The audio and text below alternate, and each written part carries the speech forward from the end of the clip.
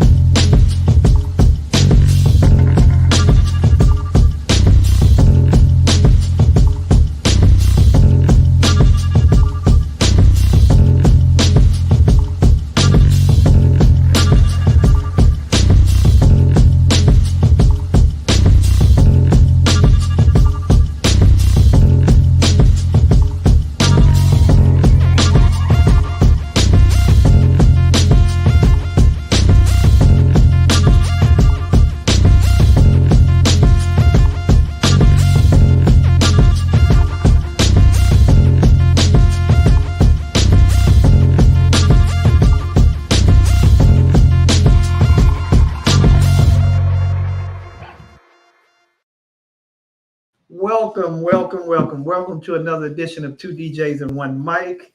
We're honored to be in here. Thank you. He got my mic. We're honored today to have one of the industry people that really makes a difference. We're honored to have you here today with us, Rod. How are you doing today?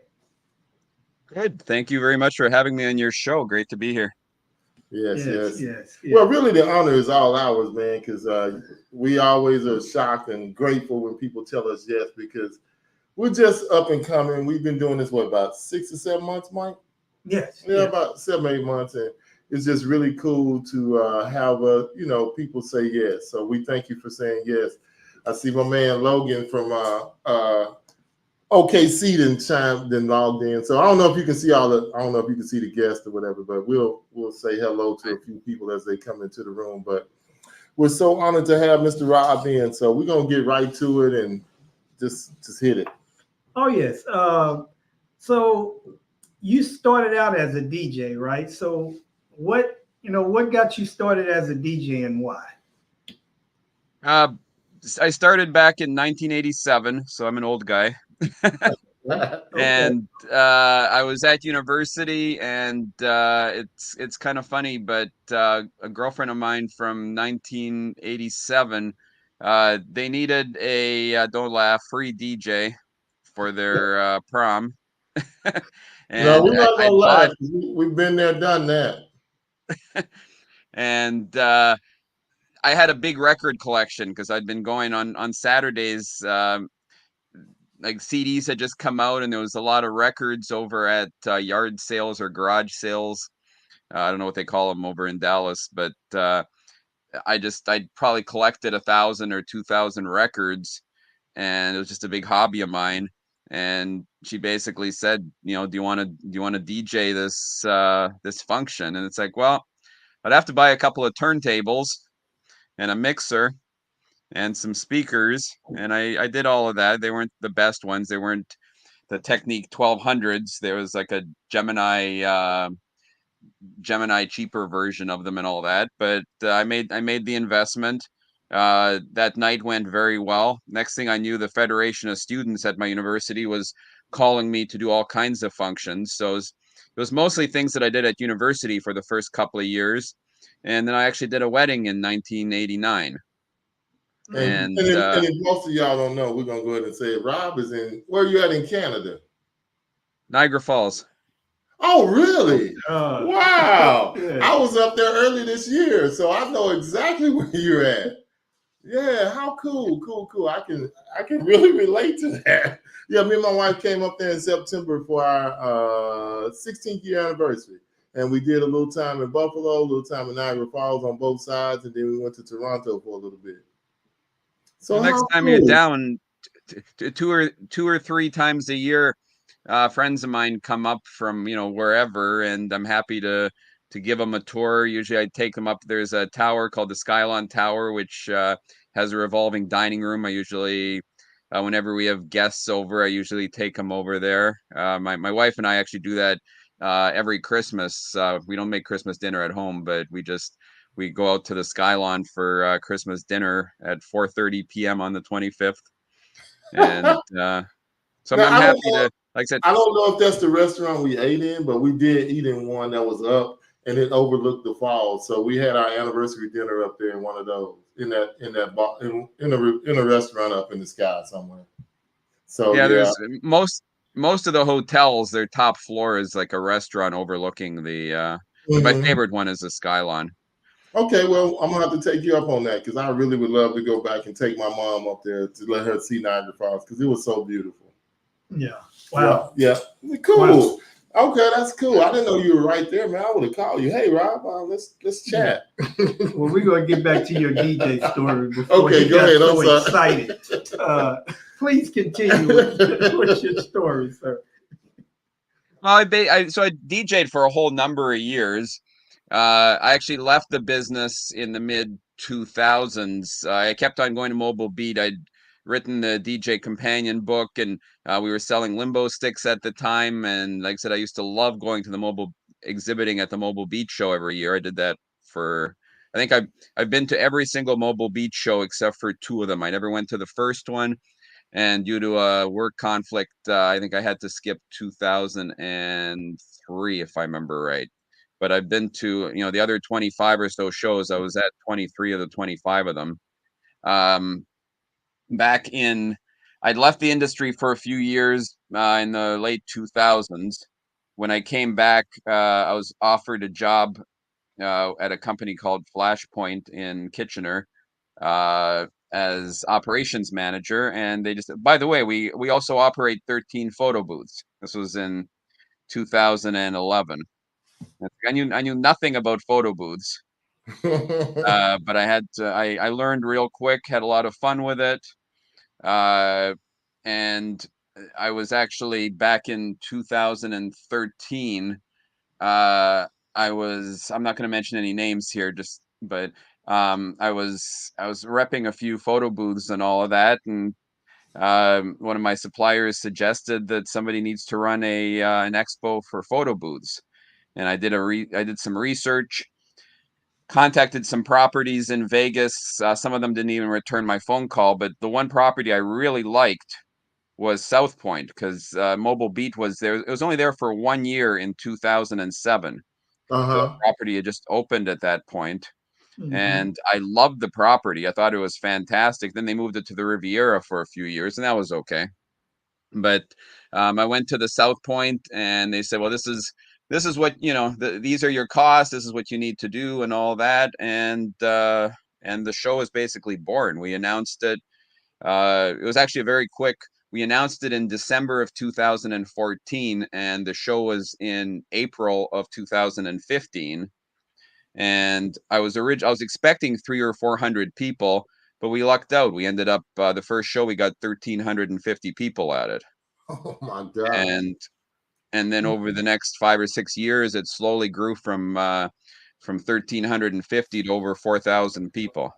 Wow.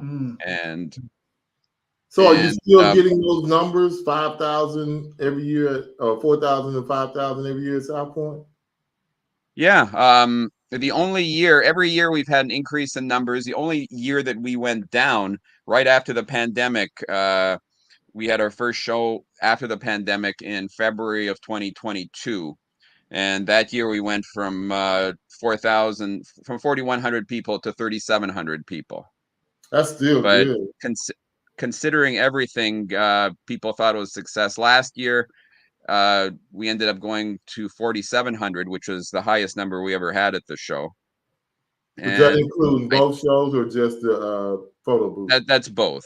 That's actually both. The as much as some people in the DJ world don't like it, the photo booth side is by far the bigger side of the two. And I'm trying to grow the DJ side. We have 300, I think it's like 311 booths on the photo booth side, and we have 78 booths on the DJ side. Okay. And that's still. Why do you think it's that way? Why do you think it's more on the photo booth than the DJ side? There's a number of reasons. I mean, when we started the photo booth show, we were alone. There was some other people have done some small shows and all that, but we basically got a huge international. I mean, the first show we already had, I think we had 27 different countries at the first show. So for photo booths, there is no show even comes like 10% close to what we've had. I would agree. And that is, and people come from all over the world. All the top people from all over the world come for the photo booth side. The DJ side, I mean, there's a number of shows out there. I mean, the one thing I'm happy to say is this current show is going to be bigger just on the DJ side alone than Mobile Beat was for the last 5 or 6 years. Unfortunately, like I said, what do you mean, in numbers or just sponsors, or what is that? Yeah, exhibitors, number of DJs. Like I said, when I was talking to Bob Lindquist, the peak number that they had was 1,400 back in 2005, I think. Okay, that was the highest number, and we're approximately, I mean, of the 4,700 people last year, approximately about a third were DJs. So about 15, about 33% were DJs. So there was a good 1,500 DJs that were in the crowd there. Oh, okay, that's pretty good. And we're trying to, like I said, I would love to see the day when both sides are equal. And like I said, it's still debatable. If you take away the photo booth side, we have a case that we're actually the biggest DJ show on its own. One other show might be able to, depending on how you count it, they might be bigger, we might be bigger, or whatever. But we're definitely, it's definitely one of the top DJ shows out there. And if you add the photo booth side, then it's not even. It's huge. I mean, between the two shows, we have 411 booth spaces, 10 by 10 booth spaces, and in the history of the United States, there was never the biggest show that I was ever able to count was 160. I think it was 163 booth spaces at the DJ Times show, and it was over at the Convention Center in Atlantic City back in 2002. Yeah. So that was the biggest. I don't think it was that many this year. No, like I said, back in that was the biggest DJ show I ever saw. Now I'm not talking. I mean, I'm not talking about shows like NAMM or like there's music shows that are much bigger. But those are not for DJs. Those are like the industry. They actually don't allow a lot of DJs in there. It's basically for the music stores and things like that. So, and that has a lot of band component and all of that as well. But in terms of the DJ shows, I mean, there is a case to be made that on its own, we're the biggest DJ show out there. And if you add the photo booth side, then that just, that takes it over the top. Nothing even comes close. Okay. You can add that one there, Jeff. Oh, okay. What influenced you to get into conferences? What made you? I mean, I know the first one you said came on a whim, but what made you because you bought another show. So what influenced you to get into it? Why do you like doing conferences? Before I started producing them, I was an exhibitor for a good 20 years. And one of the things I loved doing pretty much more than anything was coming to Vegas every year and exhibiting at the Mobile Beach show. There was a small time, like in the late 90s and early 2000s, I literally went to every show. So, and the only two shows that, and I was selling my Limbo sticks. We had this DJ Companion CD series. I was repping for some of the music labels out there. So I was selling a lot of stuff, but the only two shows that ever I made, good money at was the Mobile Beach show in Vegas and the DJ Times show in Atlantic City. And I always did about 50% better in Vegas at the mobile. Just most of my products were geared towards the mobile industry. So as opposed to like DJs in general. And so I always did my best show by far was always Mobile Beat. I did that for, exhibited for about 20 years. So I loved doing that. And when the opportunity arose, I jumped on it, and it, so far it's worked out pretty good.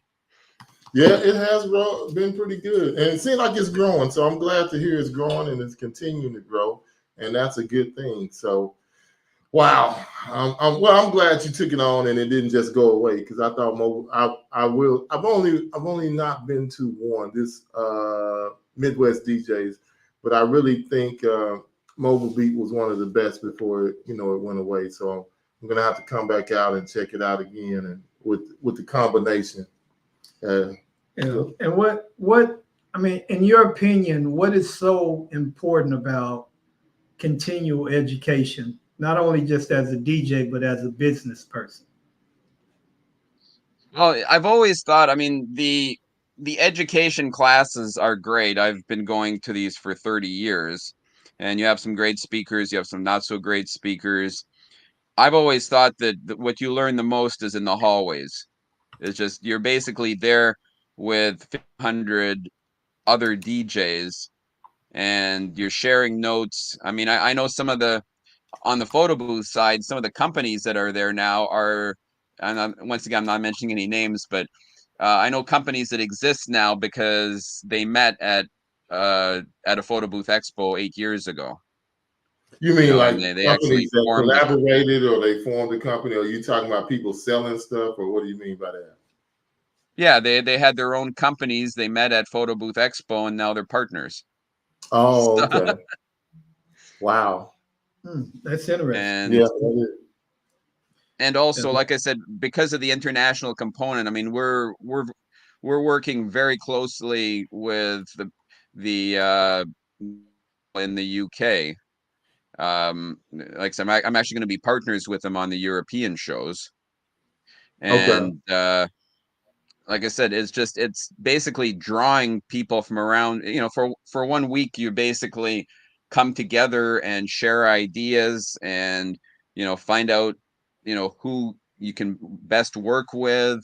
And it's all about elevating the industry. Yeah, and it's just conversations. To me, it's conversations in the hallways. I've met some great friends. I met some folks that, like, I've seen one DJ from Cleveland one time at a conference, and I can pick up the phone or whatever and call him now, and it's like we've been best. We can talk about any and everything, and we've only seen each other one time in our life at 2016 at Mobile Beat. So you make some lifelong friends, you get to know some people, and people pour into you. So I like you say, it's the conversations in the hallways too. You can get some great speakers, great conferences, but to me, it's more about the relationships and the different people you meet in the hallway too, and get to know. Yeah. And plus, like I said, one of the reasons the whole photo booth industry took off was because in 2008, 2009, we had that big recession. A lot of DJs were basically looking, how can we make more money, because our DJ business is down, and they just happened to, open air photo booths had their, I think they were the first ones. And then there was a whole bunch of other ones that we're basically selling the photo booths, and it was a whole new business model. And like I said, it started off at Mobile Beat, but by 2014, the industry, like I said, our first photo booth expo, I wasn't expecting it, but ended up being bigger than Mobile Beat ever was in 20 years. Wow. I was thrilled when we announced the show. Next thing I'm getting phone calls from Germany. I'm getting phone calls from Australia. We want to come down for this show. It was time. The industry really needed a show. And so how many people did you get to attend the first London show? 927 was how many. Wow. How long did you advertise for it before you did it? We based Pete Holding and Steve Honeyball contacted me in September of 2022. Okay. So man, maybe a year. They've been running DJ conferences in the UK for like the last 15 or so years. They have an incredible magazine. I mean, Mobile Beat was a great magazine. It was like 40, 50 pages. Their magazine is 100 pages, and I mean, I get it every month. It's incredible. They had originally talked to me about Pro Mobile. What's the name of their PRO? Oh, sorry. What's the name of their magazine? Pro Mobile. PRO. Space MOBILE. Okay. If you want to check that out. Yeah, I think I've seen a copy of the show at Mobile Beat one time. I think somebody had a copy. I don't think I've ever ordered it, but I'm definitely gonna check it out. Oh, it is. So they had basically contacted me. So far, we're working on getting it restarted. They've had this magazine going for 20 years. It's fantastic.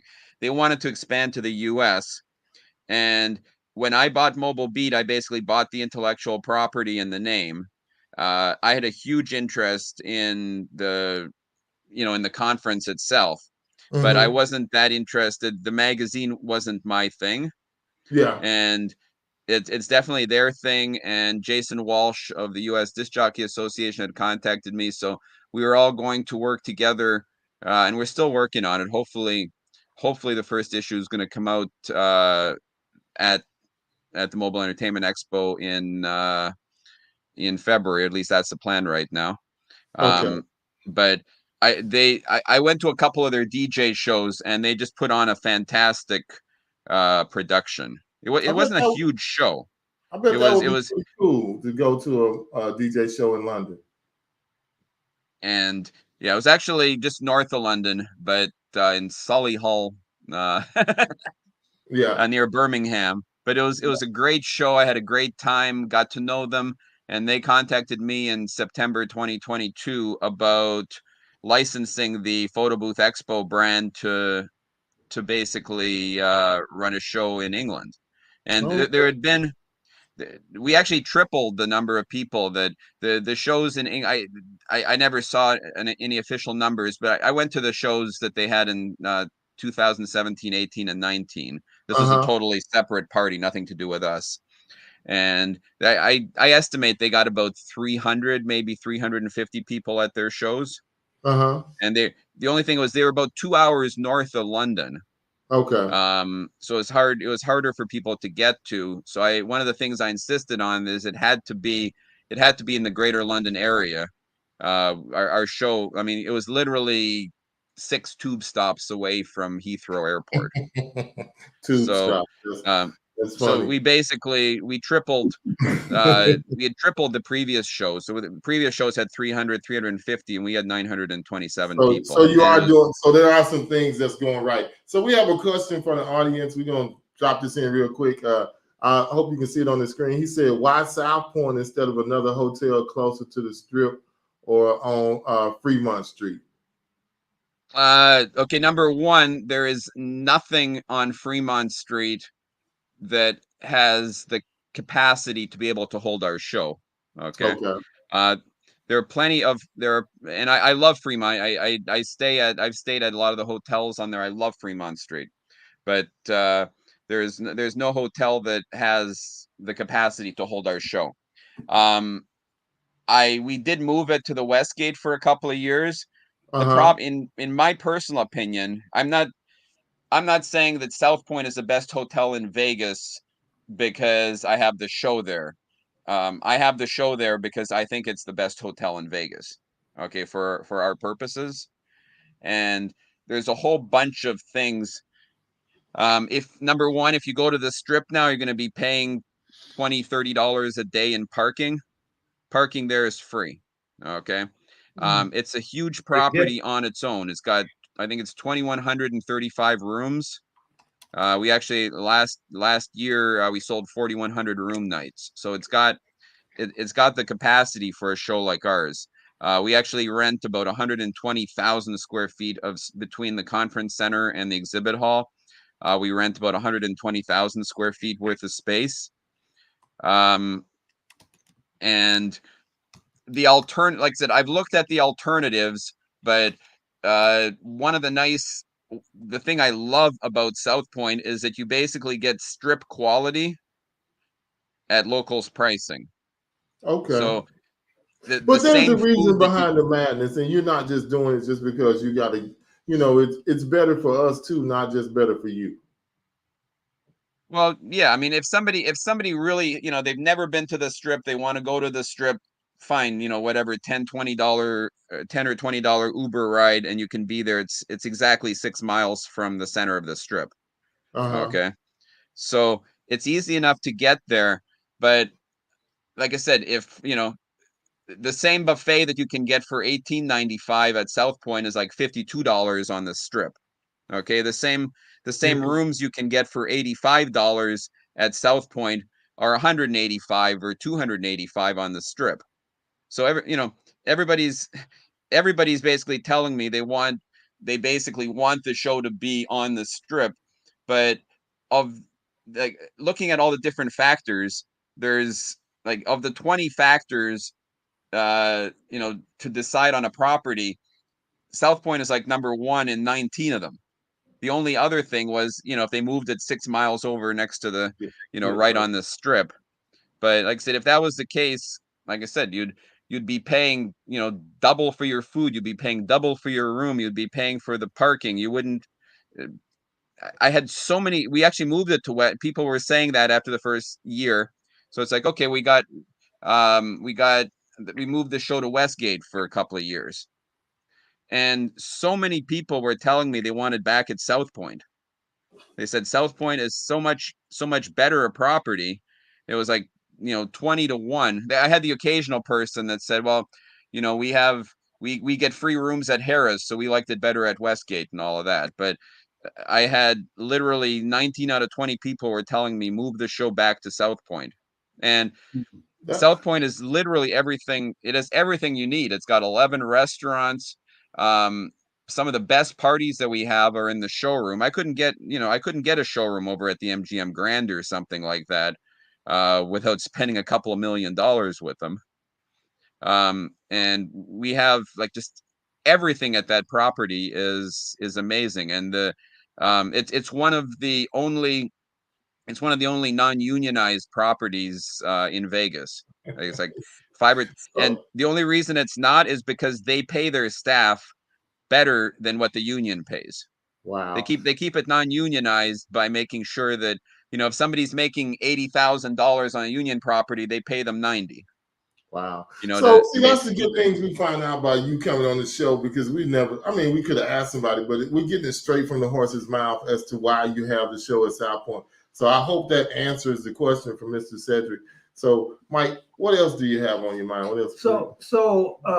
And some of these questions are from people that had questions, that submit questions to us, and this is one of them. What makes your event different and a great event for people to attend?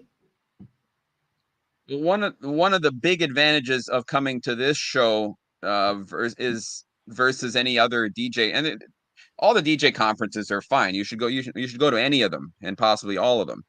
But one of the things that we have is that you basically get a whole second show at no extra cost, which is the Photo Booth Expo. And that is huge. If you're looking at getting into the photo booth business at all, in addition to your DJ business, you have to be at that show. I mean, that's where you have, all the best manufacturers, all the best props, all the best backdrops. I mean, you basically name it, and it's a combination. Like it's different. Partially because it's the largest show out. When you combine the two shows, it is by far the largest show out there, and it's just the number of. I think there's probably more business opportunities that you can explore at Photo Booth Expo and Mobile Entertainment Expo than anywhere else. So if you're a DJ and you're looking at diversifying a little bit, you can get tons of ideas, and then it's up to you to decide. Everybody's going to tell you their photo booth is the best and blah blah blah, and some of them are, but it's up to you to decide what is best for you.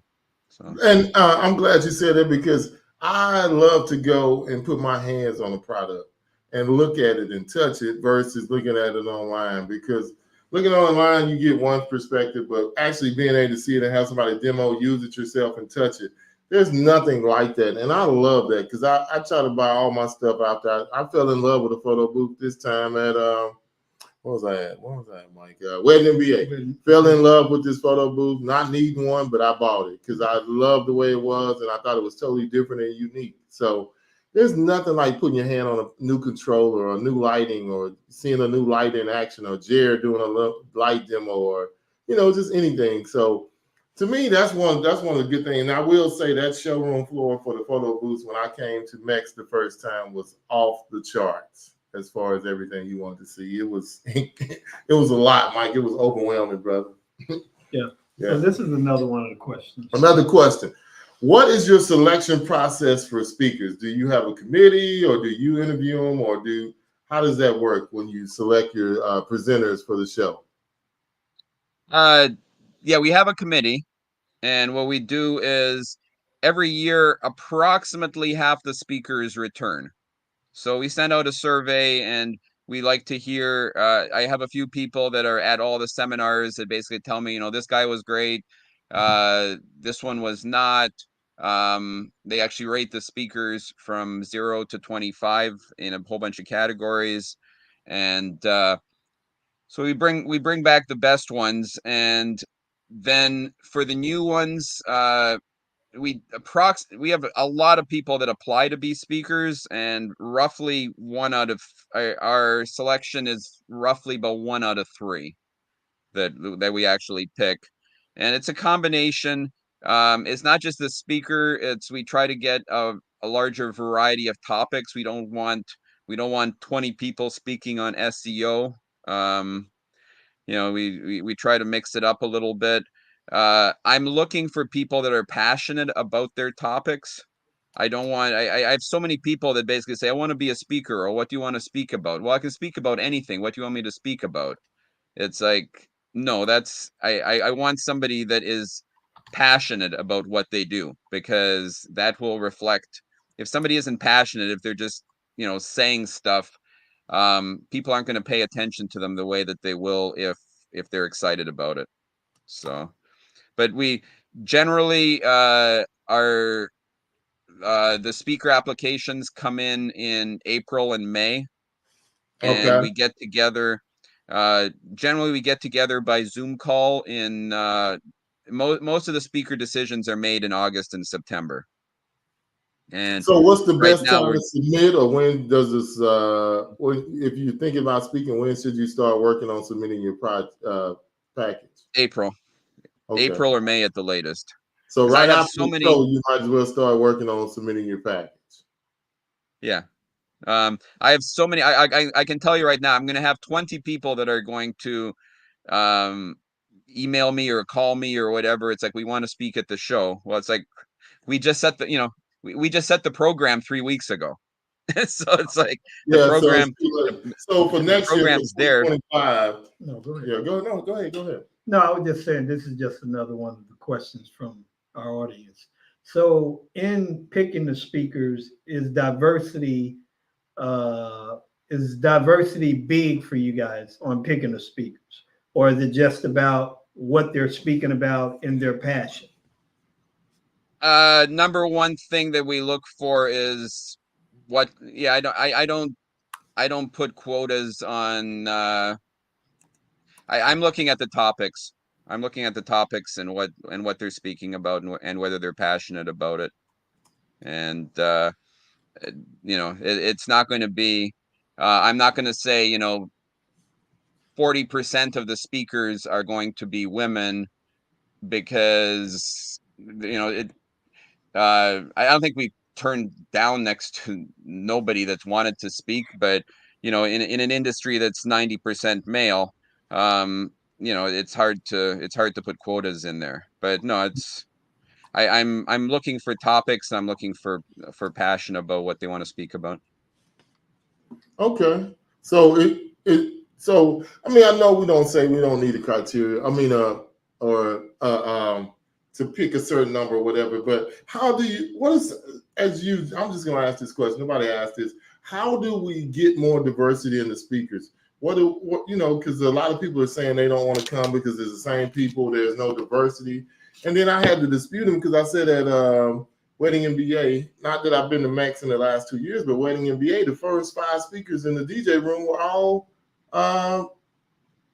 diversity or minorities. So I think it's a lot of people not going and just wanting to say something and want to be negative. But I know you don't look for quotas, but what do you think we can do to make it more diverse where people won't say that we don't have any diverse presenters or things like that?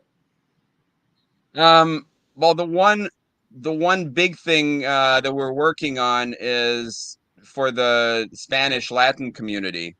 We're looking at running if we have enough people actually running a Spanish Latin track, because there's a lot, there's a huge Latin community in the southwestern U.S. in general, but we're actually going to be, we've had a ton of people that basically wanted a track in Spanish. So it's not going to, it'll be an addition. It won't be it won't be in the big room or whatever, but wherever, if there's a particular group that's interested in having a part of the show, we're always open to that. So. Mm-hmm. All right. Yeah. Yeah. You, like Jeff said, there's a lot of questions about certain things. And for me, in order for anyone to be a part of anything, you have to get out there and do something and make yourself available to be a part of something. And from what you're saying about people being passionate about what they want to talk about and knowing what they're talking about, and I would say relatable as well, then it doesn't matter who you are. It's just about, can you deliver what you're talking about, and do you have the passion? Exactly. And that, yes. At the end, like I said, I will support diversity wherever I can, period. Mm-hmm. And definitely, I mean, if but I pick it based on topic, and I said the number of the people that are there from year to year, they're there from year to year because we get really good reviews on them. Mm. So we generally every year we keep the top 50% and we replace the bottom 50%.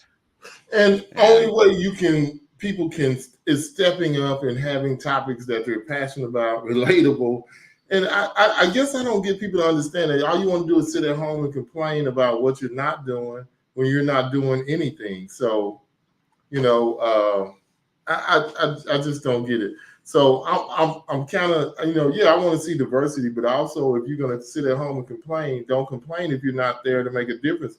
When the population is 1% of one crowd or minorities or whatever, how can you expect to change it if nobody's showing up to make the change? So here's another question. What credibility is required to be a speaker? Is there a success level they need to be at? But I think you answered that, but I'm going to let you answer it anyway. Well, I mean, I rely a lot on my committee. Okay.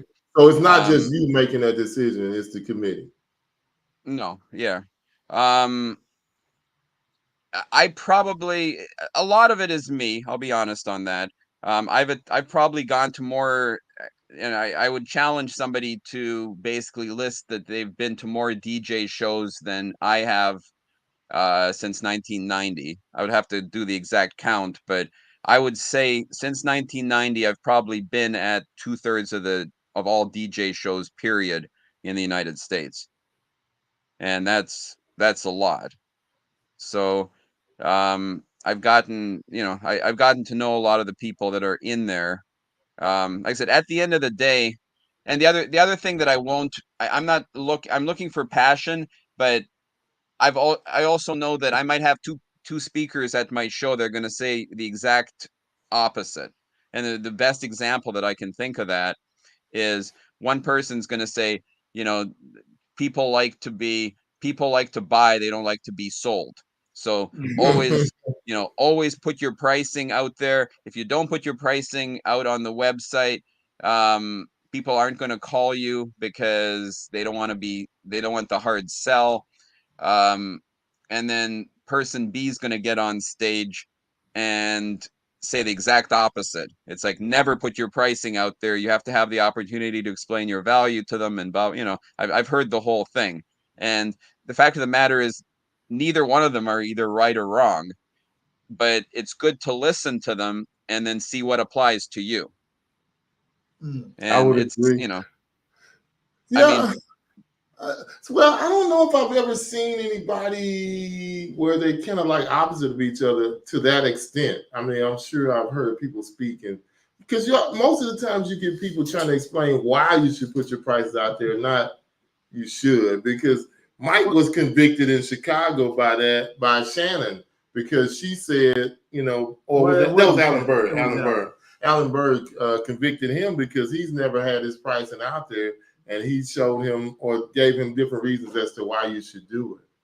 But I like that. That's Well, I'm just saying that's true, but because that conversation could be on stage, that conversation could be in the back hallways, because there's so much going on when you're at these shows and you're getting so much information in regards to that. But I see the point. And the point is seeing it from two totally different ends and seeing where you fit in. Yeah. Because you got people that fit in both ways. And it depends on your own personality. That'll, what works for one company won't work for another. Yes, exactly. But it's all about getting ideas and inspiration. And like I said, I've always been a firm believer that you learn as much, if not more, in the hallway than you actually do in the seminar room. But the seminar room is the one big improvement that we had in our show last year, which is going to continue this year, is that the DJ seminars are actually in the showroom. So that's the same place where you basically have all the the parties. Yeah, it's the same place as where the parties are. Coming out of the pandemic back in 2022, we divided the ballroom. So we had the DJ seminars on the one side and we had the photo booth seminars on the other side. And that worked okay. But it was such a more relaxing atmosphere for the DJs. I mean, you can actually go over to the bar and get a drink, and they have a huge LED wall in the back where and we had, sponsors taking advantage of that and all of that, which was great. But just so many people said I don't think there is any venue anyway, no matter how beautiful lighting you set up or whatever, that can beat the atmosphere that we have in the showroom for the DJs. So on the Monday, we're doing shared seminars on the Monday. So everybody's going to be in one room? Yeah, for general business. Like that's where Alan Berg's going to speak, and basically just general business concepts that would apply to both DJs and photo booths. And that's in the bar room. And we can fit, actually, if we needed to, we could fit 2,000 people in there. We actually put 1,008 seats, and that's generally what we for the larger seminars. That's what we filled up there. But but Tuesday, and then on Tuesday we continue with the photo booth seminars in the ballroom on the Tuesday, and then we have the DJ seminars in the showroom, and the DJ seminars continue in the showroom on the Wednesday. The photo booth, there are no photo booth seminars other than a few master classes and things like that for the photo booth side on the Wednesday. So I have a question. Do you find out how many people cross over to both sides? If a DJ is a photo booth, do you ask that question and track that too? Yeah, because the number on the DJ side, it's about 1,000, but we have at least 500 people because I had so many people that asked me, we want the old Mobile Beat exhibits and party pass. That used to be a very popular thing. They didn't care about the seminars, but they wanted to do the parties and they wanted to do the exhibit floor. Okay. Yeah. And so I've told hundreds of people, what you do then is you get the PBX key pass, because the PBX key pass is $100 cheaper than the MEX key pass. Okay. And that gets you into all the parties, that gets you onto both show floors, and it gets you the PBX seminars. What it doesn't get you is the MEX seminars. So for that, I have to ask this question: why are hours more then? Because you have the choice. Because you have so basically with the MEX key pass, you're having your choice of both shows. Okay. Whereas with the PBX key pass, you can only choose the one show.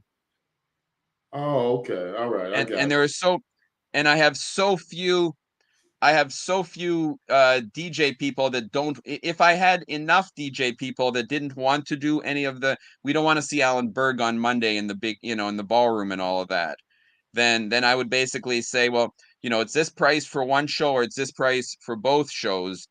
But there are a lot of photo booth people that have zero interest in the DJ stuff, but there are very few DJ people that have zero interest in the photo booth stuff. Yeah, because I brought my daughters with me to PBX in 22, and they were both 360 and photo booth owners, and I went to a couple seminars with them, but they didn't come to any DJ seminars with me.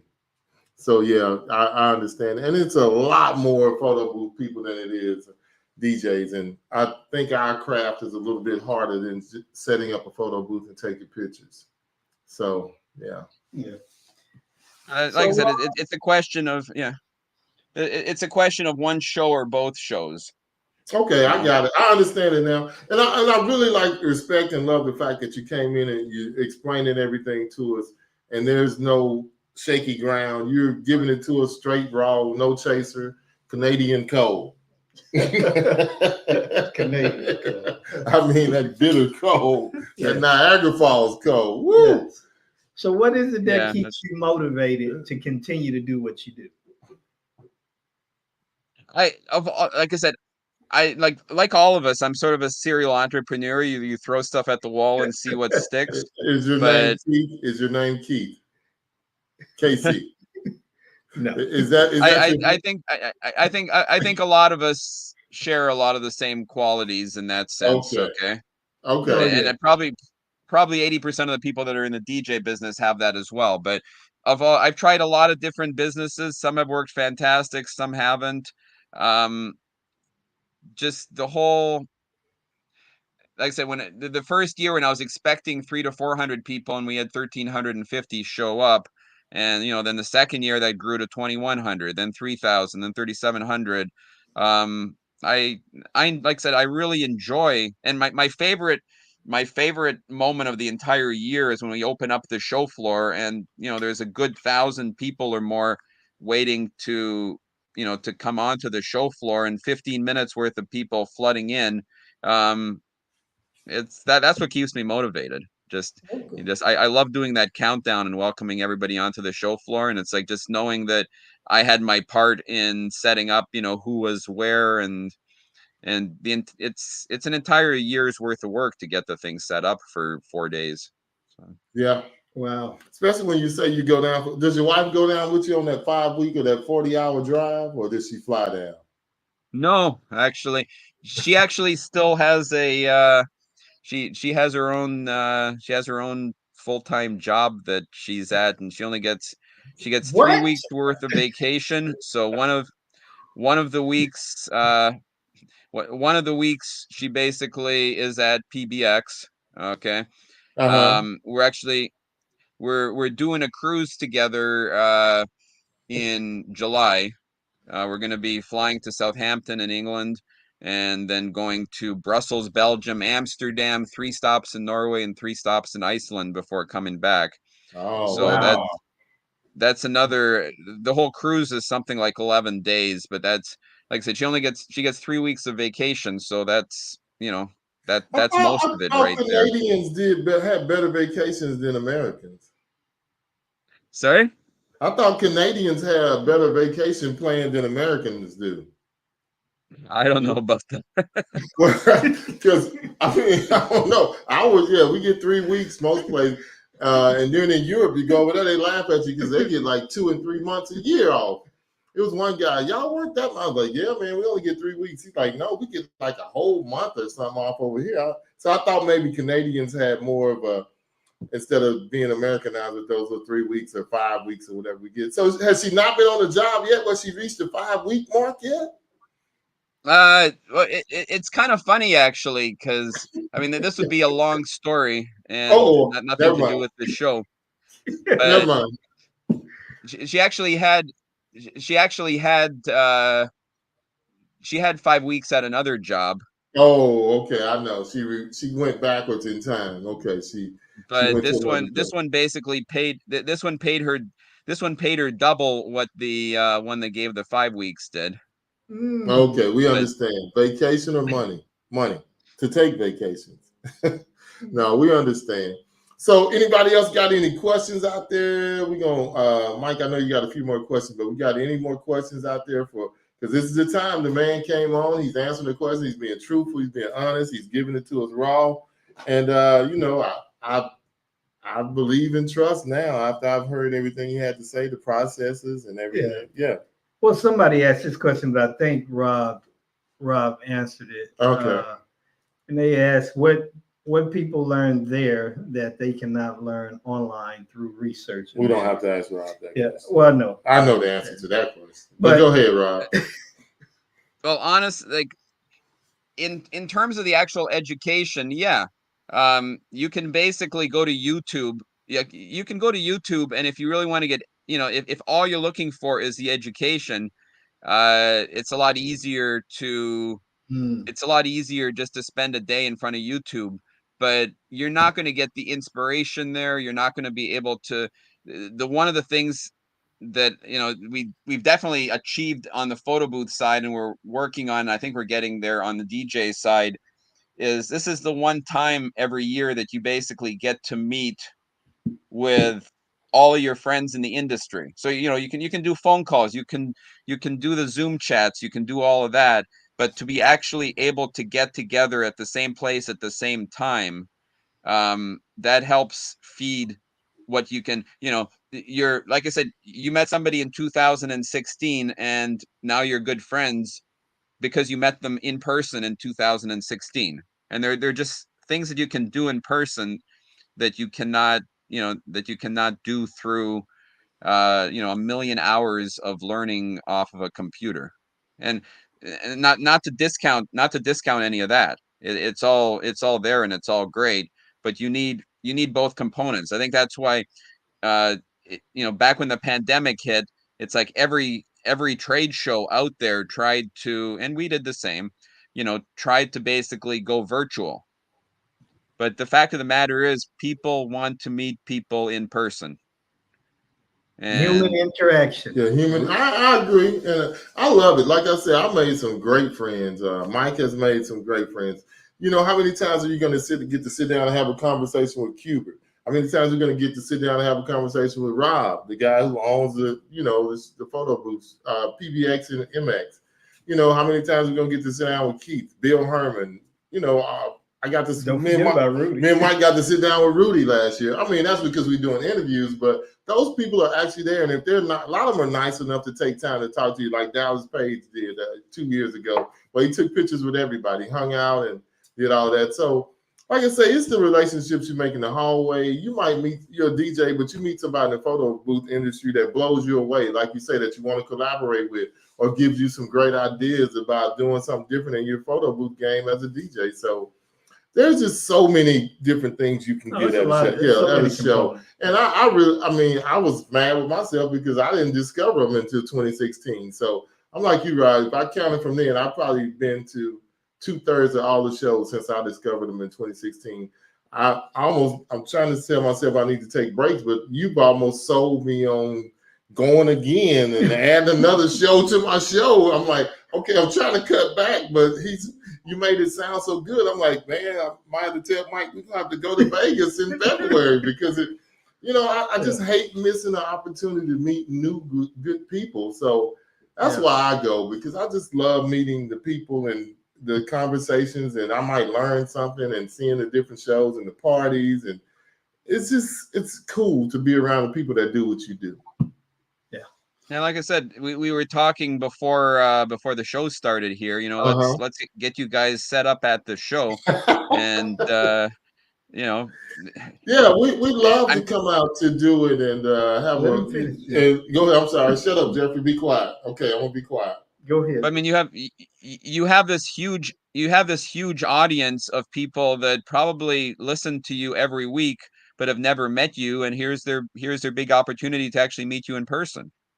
So. Yes, yeah, we do have some people that we've never met, and we just and we love to talk to them face to face. So yeah, that might be good. We would love to be there. We'd love to come back out again. That would be that would be an honor, and that is a lot of people in the industry in one place at one time. That is a lot of people. The information there.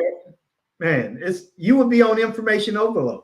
We always are, and that's the whole point. Like I said, we'll get you like that the setup that you have right here would be perfect. We'll get you a table, and you can and plus you can probably do some of your interviews right from the show then. So oh yeah, we love to do that. We love it.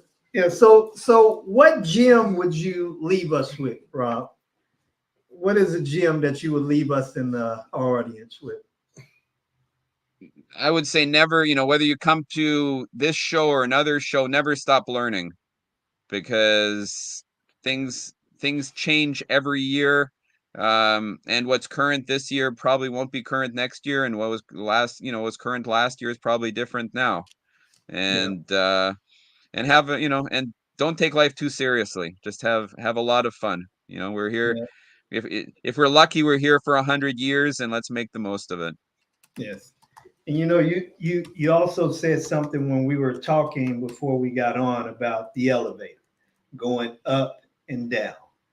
And most of us want to be going on the elevator that's going up versus I think most of us are, but you definitely want to avoid that down escalator, or get off the down escalator as soon as possible if it's happening, and figure out how to get onto the up escalator.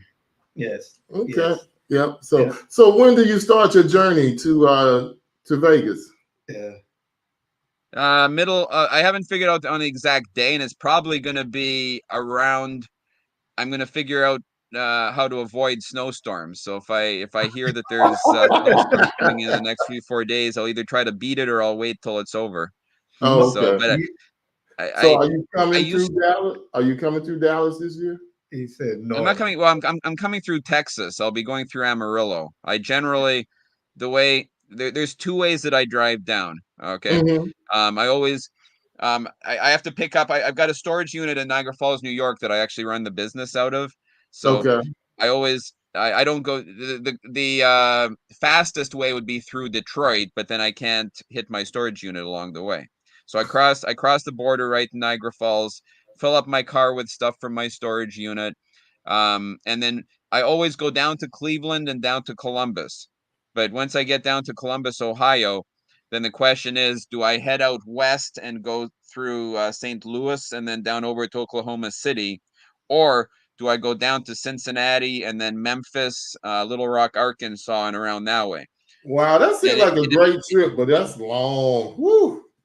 It's 5. I usually do it in 5 days. The quickest I got back in 2020. I was supposed to go to the Mobile Beach show because I was going to be buying it. That was going to be Ryan's last Mobile Beach show, and I was going to be buying it, and I already had a non-refundable hotel reservation over at the Four Queens downtown, and so even though the show was canceled, I still stayed there. And then on the Wednesday, the governor shut down the state completely. Ryan, like,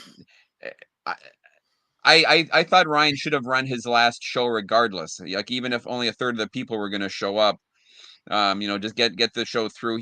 On the Friday before the show, he had to cancel it. It's like there's no way we can run this we show. were sitting at the computer waiting, and I think everybody lost money on that because our airline wouldn't give us our money back. So we were waiting to the very last minute to cancel because we were like, is he going to do it? Is he not going to do it? And then finally he canceled it, and we ended up canceling our stuff. I think that Saturday we canceled everything too. Well,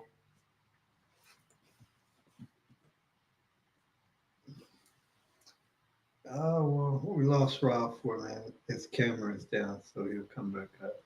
Yeah. Well, another great show, man. I think he really answered the questions, and I think if anybody would have asked him anything, he would have took it and answered whatever you had to say. And I think he has an honest and a good selection process to do it. It's a committee. And we're going to be talking to the committee. If we're in the building, we're going to try to find out. We're going to pull the curtain back and see what we can find out. Because I'm back. Well, all we see is your bubble. Turn your camera back on, Bubble. We can't see you. Hold on. Okay. All right. But no, can you hear me? Yeah, we can hear you. We can hear you. We just can't see you. Okay, let me figure. Oh, here we go. Start cam. Okay. I have to apologize. I didn't. I actually plugged my computer in down here. My wife was upstairs watching TV, so I moved the computer, and it didn't plug in right, and I literally lost power for a second. It's like I never put the I never turned the power on my on the extension cord there, and all of a sudden it's like I was about to ask you, did you have dial-up? Did you have a dial-up up there, a telephone system? No, the dial-up internet. Oh, dial-up internet. Oh gosh, I hope not. Yeah. But we no. coming on, and is there anything else you would like to advertise the show or shameless plug like Keith do every day when he's on here for his show? Just make sure join the 2 Facebook groups, which are the Photo Booth Expo and the Mobile Entertainment Expo, because we always put the news in there and we have specials. For the MEX Key Pass, the code to get the best price is MEX SHOW 2024, and that right now reduces the price by like $100-something.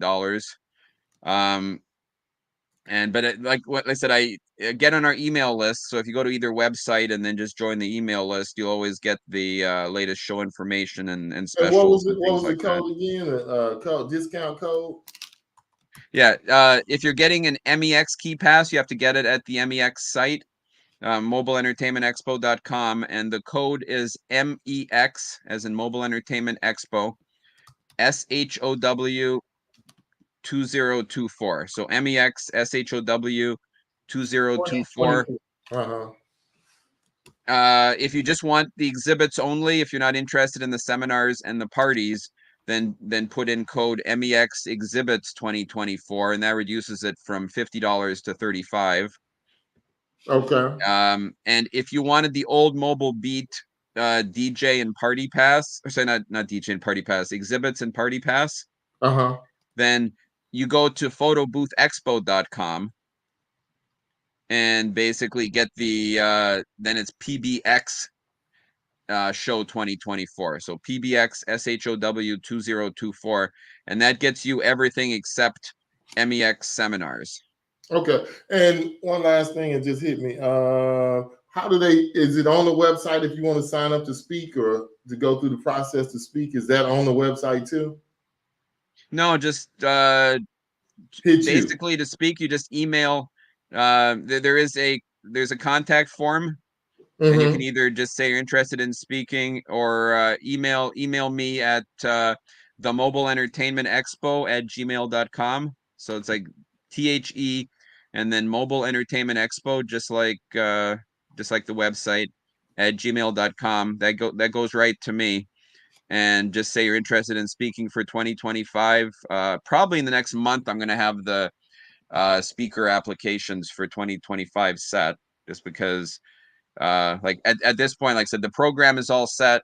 There's no more room for 2024 speakers, but we're probably going to be lined up pretty good for 2025. So okay, and I'll be sure to provide my feedback if depending on what I get to attend, depending on what kind of interviews we do. But man, it's always, you're gonna always get something. And like I tell everybody, if you go to a show and you can get one gem that can come back and change your business that year, it was worth it. And I always get at least one thing that I can bring back home that really just changes my show. I mean, my entire thing. So, Yeah. well, thank you for the service. Thanks for the service that you guys do to the for the DJ industry. Thank you. Yeah. Thank you. Well, as Keith say, we're just trying to bring it up one show, just trying to make it better. Just like yourself, we just want to make a difference and take away the excuses that we tend to make. If the information is available, then there's no excuse. And as you say, with going to these shows, the education and the conversations that you get in the hallways, priceless. Yeah, they're priceless. And if you're trying to be in a better position as a DJ, as a photo booth owner or 360 owner, what better place to go than shows? Absolutely. Yeah, and you can at the same time you can have some fun in Vegas too. So. Oh, yeah. That's not a bad thing. Yeah, for some people it is, but anyway, it's another conversation. Yeah. So again, we thank you, Rob. We thank you. It was an honor speaking with you. We enjoyed it, and we can't wait to get up there with you guys in Vegas. I guess I'll add that to the calendar. Email me either later tonight or tomorrow or whatever. Let's get you guys set up to do some shows right from the show floor. Yes, sir. Okay, we will. Yes, sir. We'll be there. We sure will. And hope. Too bad we won't get to see you in Boston, but we'll definitely see you in Vegas in February. See, I look forward to seeing you again. Okay. All right. Take care, Rob. Thank you, guys. Y'all have a wonderful night. Again. All right. Yes. Take us home, Mike. Take us home.